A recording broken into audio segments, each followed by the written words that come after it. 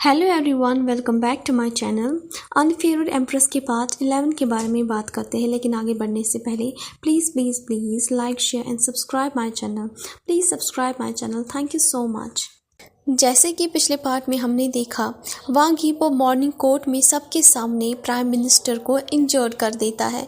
उसके बाद वो उस छोटे से डेमन स्नेक को अपना सन और अपने पूरे एम्परर का प्रिंस बना देता है।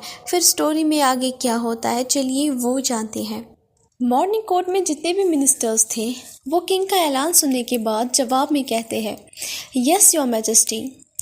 जिस हिसाब से वो क्विकली जवाब देते हैं, उससे साफ तौर पर शो होता है कि वो किंग से कोई भी सवाल नहीं पूछना चाहते और ना ही वो पूछना चाहते हैं कि उन्होंने डेमन स्नेक को एज अ प्रिंस क्यों सिलेक्ट किया और साथ ही साथ उन्होंने उसे अपना बेटा क्यों बनाया।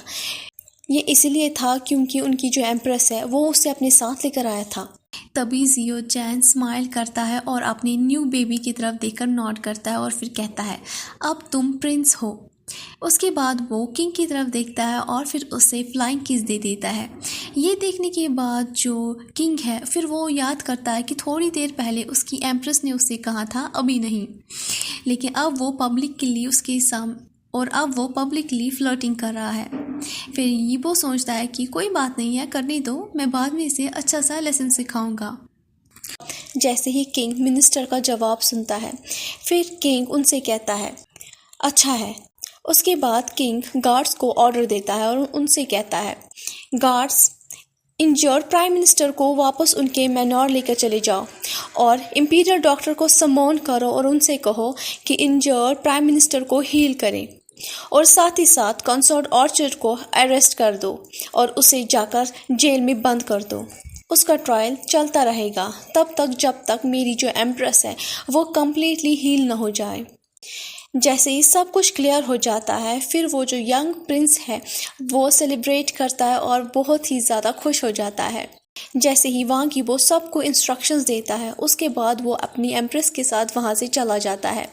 वांग यीबो जाने के बाद एक बार भी पीछे मुड़कर नहीं देखता, क्योंकि पीछे प्राइम मिनिस्टर चिल्ला कर वांग यीबो से फरियाद करता है और उससे कहता है कि उसकी जो डॉटर है उसे पनिश ना करे। लेकिन वांग यीबो टोटली प्राइम मिनिस्टर की बातों को इग्नोर करके वहाँ से चला जाता है।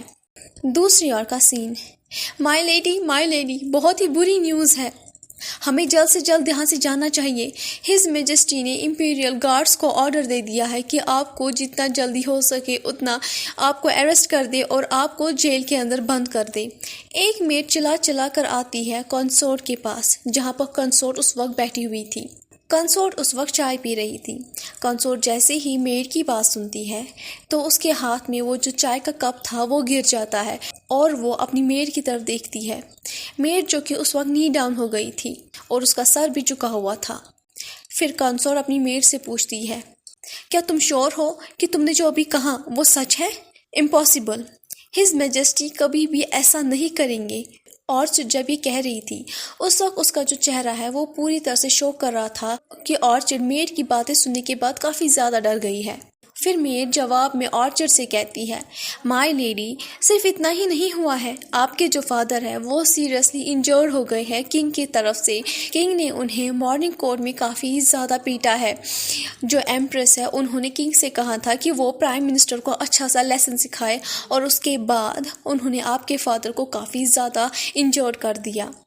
साथ ही साथ जो एम्प्रेस के साथ एक डेमन बॉय था उसे हमारे हिज मैजेस्टी ने अडॉप्ट कर लिया और उसे अपना बेटा बना दिया है और अब वो प्रिंस है।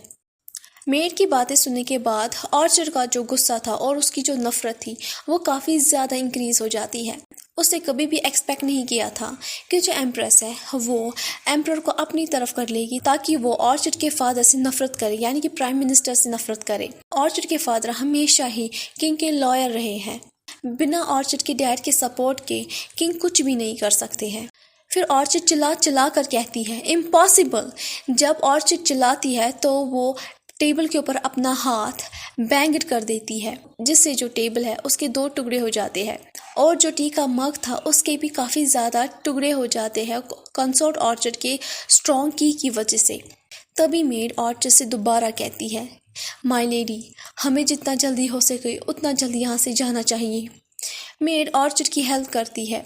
ऑर्चिड जो कि उस वक्त गुस्से में ट्रम्बलिंग कर रही थी, उसकी जो आइज़ है वो भी क्रिम्सन रेड हो जाती है। ऑर्चिड ने एक भी वर्ड नहीं कहा था, उससे पहले ही एक आदमी आ जाता है जिसने मास्क पहना हुआ था और ब्लू कलर का रोब पहना हुआ था। फिर वो कंसोल ऑर्चिड को पलक झपकते ही वहाँ से लेकर चला जाता है। जैसे ही वो वहाँ से चले जाते हैं तभी इंपीरियल गार्ड्स कंसोल ऑर्चिड के जो रूम है वहाँ पहुँच जाते हैं, लेकिन वहाँ पर उन्हें मेड के अलावा कोई भी नहीं दिखाई देता। फिर वो उसके बाद पूरे पैलेस में सर्च करते हैं कि कंसोल ऑर्चिड कहाँ पर है, लेकिन उन्हें उसका कोई भी नामो निशान नहीं मिल जाता।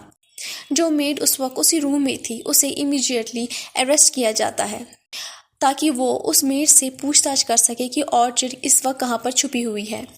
उन्हें शक था कि ऑर्चिड जाने से पहले ज़रूर उसने कुछ ना कुछ तो मेड से कहा होगा, उन दोनों के बीच में कोई ना कोई बात ज़रूर हुई होगी।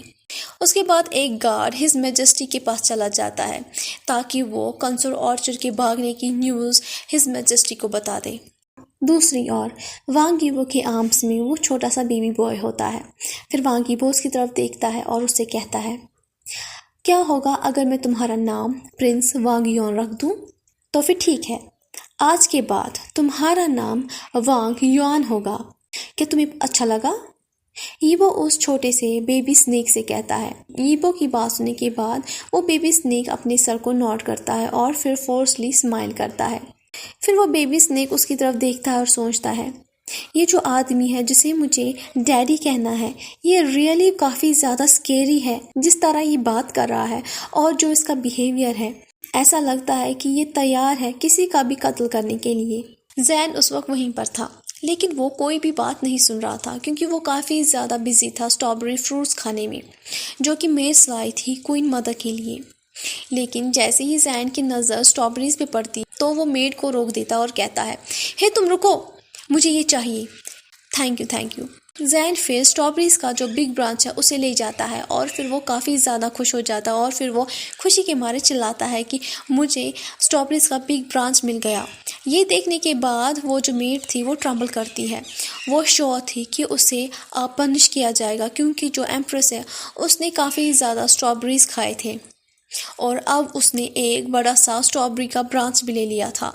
स्ट्रॉबेरीज का ब्रांच लेने के बाद जियोचैन वहाँ से भाग जाता है। भागने के बाद वो सीधे अपने बेटे वांग युआन के पास चला जाता है।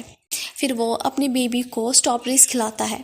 जैसे ही वो अपने बेबी को स्ट्रॉबेरीज खिलाता है तभी किंग उससे कहता है, माय एम्प्रेस, और मेरा क्या? आपने अपने बेटे को तो खिला दिया, लेकिन इस किंग का क्या? ये वो जियोचैन से कहता है और जियोचैन उस वक्त स्माइल करता है। फिर जियोचैन वांग यीबो को एक बेरी फीड करा देता है। जैसे ही जियोचैन वांग यीबो को बेरी फीड करा रहा होता है तभी यीबो जियोचैन के हाथ को होल्ड कर लेता है और उसके बाद जियोचैन के फिंगर्स को सक करता है, जिससे जियोचैन का फेस टर्न क्रिम्सन रेड हो जाता है और वो काफ़ी ज़्यादा एम्बैरेसिंग फील करता है। फिर वो हिज मैजेस्टी से कहता है, योर मैजेस्टी, मुझे छोड़िए, मेरे फिंगर्स जो है वो काफ़ी ज़्यादा गंदे हैं, बहुत ही ज़्यादा गंदे। मैं काफ़ी ज़्यादा डरा हुआ हूँ, कहीं आपकी तबीयत ख़राब ना हो जाए। जैन उस वक्त ब्लश होकर कहता है और उस वक्त वो अपनी आई कॉन्टैक्ट्स भी वांग यीबो के साथ नहीं करता। फिर किंग जवाब में कहता है, नहीं, ये गंदे नहीं हैं। इन स्ट्रॉबेरीज और तुम्हारे फिंगर्स का जो टेस्ट है माय एम्प्रेस, काफ़ी ज़्यादा अमेजिंग है। यीबो फिर जियोचैन को पुल करता है अपनी क्लोज और फिर उसके लिप्स को क्लेंज्ड कर देता है। ये देखने के बाद वांग युआन अपनी आइज़ को अपने हाथों से क्लोज कर देता है। उसके बाद यीबो स्ट्रॉबेरी को कट करता है 2 पीसेस में। उसका जो हाफ पीस होता है वो जियोचैन को खिला देता है। जियोचैन को बेरी का हाफ पीस खिलाने के बाद वांग यीबो जियोचैन के लोअर लिप को सक करता है। उसके बाद यीबो ग्रोन करता है जब वो स्वीटनेस टेस्ट करता है स्ट्रॉबेरी का।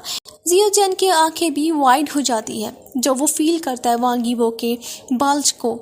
फिर वो ट्राई करता है कि वो यीबो को पुश अवे करे, लेकिन यीबो जियोचैन के हेड के बैक में अपने हाथों को प्लेस कर देता है जिससे वो और डिपेंड हो जाता है।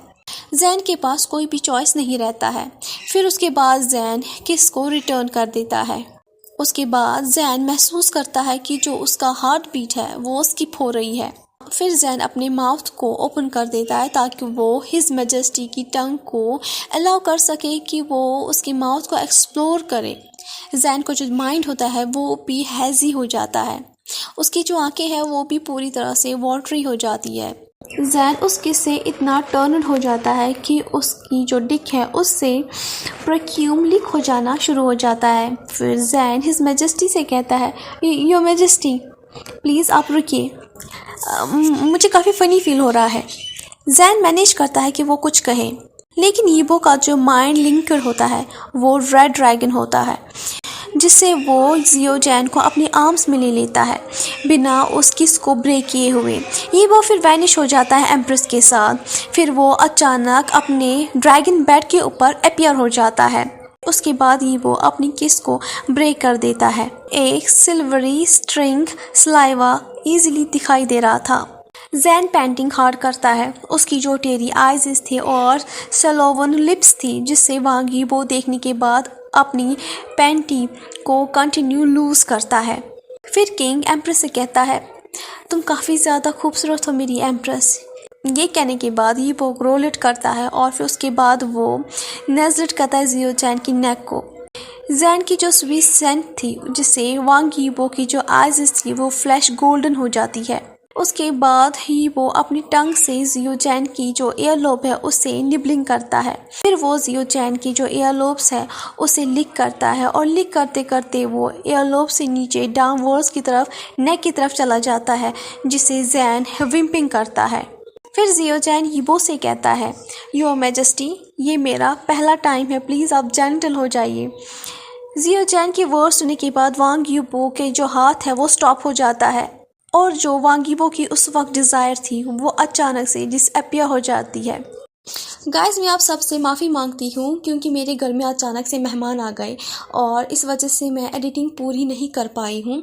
तो प्लीज़ मैं आप सबसे इसलिए माफ़ी मांगती हूँ, सॉरी फॉर दिस। और अगर आप सबको ये पार्ट अच्छा लगा हो, ये स्टोरी अच्छी लगी हो, तो please please please like share and subscribe my channel और प्लीज़ कमेंट्स भी कीजिएगा। Thank you so much.